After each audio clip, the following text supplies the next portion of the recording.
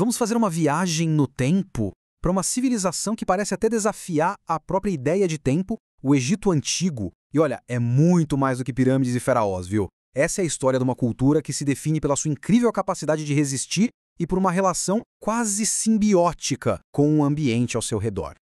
Para começar, vamos pensar um pouquinho nessa frase. E não é exagero, não. O Egito representa, de fato, a experiência de civilização contínua mais longa que a gente conhece. Estamos falando de uma cultura que manteve uma continuidade impressionante na língua, na religião, na estrutura política, por um período de tempo que, sinceramente, não tem paralelo. E esse número aqui ajuda a colocar tudo em perspectiva, né? Mais de 3 milênios. Uma estabilidade que faz a gente se perguntar como?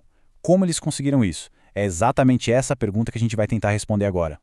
Então, este aqui é o nosso roteiro para desvendar esse mistério.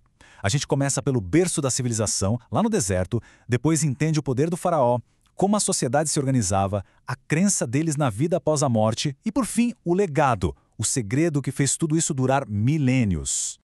Ok, primeiro ponto. Para entender o Egito, primeiro a gente precisa entender o Nilo. A geografia aqui não é só um pano de fundo, sabe? Ela é, na verdade, o personagem principal da história. Vamos imaginar o Egito não como um país, mas como um oásis gigantesco, uma faixa de vida esculpida no meio do deserto. E essa metáfora do braço de regador é simplesmente perfeita. É uma fonte de vida estreita e longa de onde era impossível escapar e da qual absolutamente tudo dependia.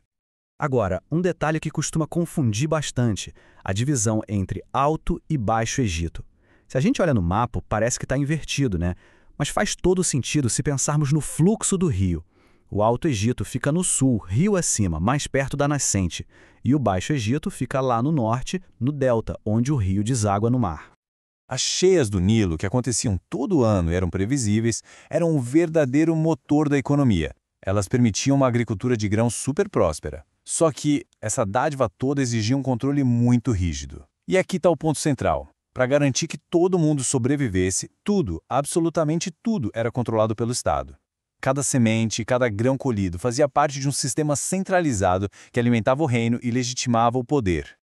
Esse controle total sobre a terra, sobre a produção, não era só uma questão econômica. Foi a base, o alicerce para criar um dos sistemas políticos mais centralizados e duradouros de toda a história.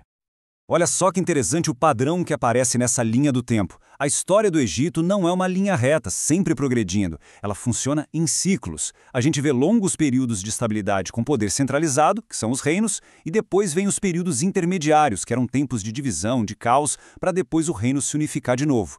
Um ritmo que se repetiu por séculos e séculos. E no centro de tudo isso, quem estava? O faraó. Ele não era só um rei ou um imperador.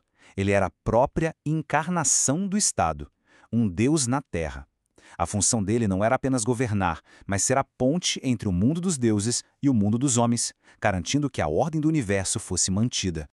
E esse poder absoluto do faraó se refletia diretamente na estrutura da sociedade, que era assim tão rígida e imponente quanto as próprias pirâmides que eles construíram. A sociedade era uma pirâmide, bem estrita e hierárquica. Lá no topo, inalcançável, o faraó divino. Logo abaixo, a elite, com nobres e sacerdotes. Depois vinham os administradores, os escribas, os artesãos, e a base maciça dessa pirâmide era formada pelos camponeses. E por último, os escravos. Mudar de um nível para o outro, praticamente impossível. Aquela famosa obsessão que os egípcios tinham com a morte era, na verdade, uma profunda celebração da vida. Vamos mergulhar um pouco nesse mundo espiritual que dava sentido a toda essa estrutura e que foi o motor por trás de algumas das criações mais fantásticas deles.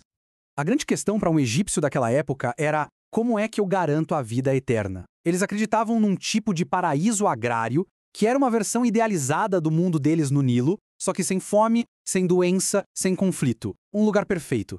Mas como chegar lá? Bom, para alcançar a vida eterna era um processo de 2 etapas, que precisava tanto de uma preparação física quanto de uma integridade moral. Não adiantava só mumificar o corpo, não. Era preciso ter vivido uma vida digna, uma vida que merecesse a eternidade. E essa vida digna era governada por um conceito central para eles: Maat. Maat era a ordem do cosmos, a verdade, o equilíbrio, a justiça. Manter Maat era a principal responsabilidade do faraó e o objetivo de cada pessoa. Era a força que mantinha o caos bem longe e garantia que o universo continuasse funcionando. E agora, para fechar, a gente volta à nossa pergunta lá do começo. Afinal, por que o Egito durou tanto tempo? Existe uma teoria muito importante que nos ajuda a entender a incrível estabilidade dessa civilização. Ela é conhecida como hipótese causal hidráulica, e o que ela diz basicamente é que a própria natureza do rio Nilo exigia um esforço de engenharia e organização numa escala gigantesca. Controlar a irrigação, gerenciar o que sobrava das colheitas, tudo isso deu origem a um Estado forte, centralizado e burocrático que acabou por legitimar o poder absoluto do faraó. Em outras palavras, a geografia criou a política. E assim a gente termina onde começou, com essa pergunta.